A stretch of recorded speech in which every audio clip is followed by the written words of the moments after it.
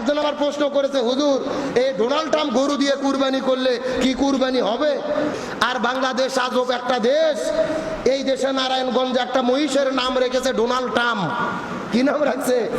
Donald Trump রাখছে একটা মহিষের নাম, যে তার চেহারাটা ডোনাল্ড ট্রাম্পের মতো, মাথার চুল আছে ডোনাল্ড ট্রাম্পের মতো, চোখ আছে ডোনাল্ড ট্রাম্পের মতো, এর নাম হলো ডোনাল্ড ট্রাম্প।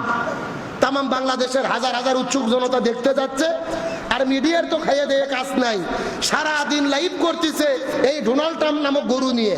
আজব এক বাংলাদেশ আর আজব এক কারবার।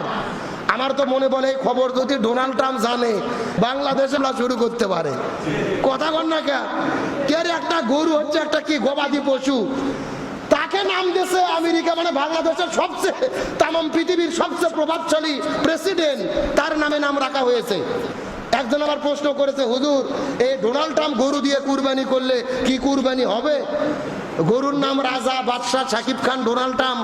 ভালো করে বোঝেন, এই যে ডোনাল্ড ট্রাম্প গরুর নাম রাখা হয়েছে, নাম কি গরু নিজে নিজে রাখছে না গরুর মালিক রাখছে? ওই কোম্পানির মালিক, ওই ফার্মের মালিক। সুতরাং এখানে গরুর কোনো দোষ নাই। যে কোনো লোক আল্লাহর সন্তুষ্টির জন্য যদি কুরবানি দেয়, ডোনাল্ড ট্রাম্প দিয়ে কুরবানি হবে।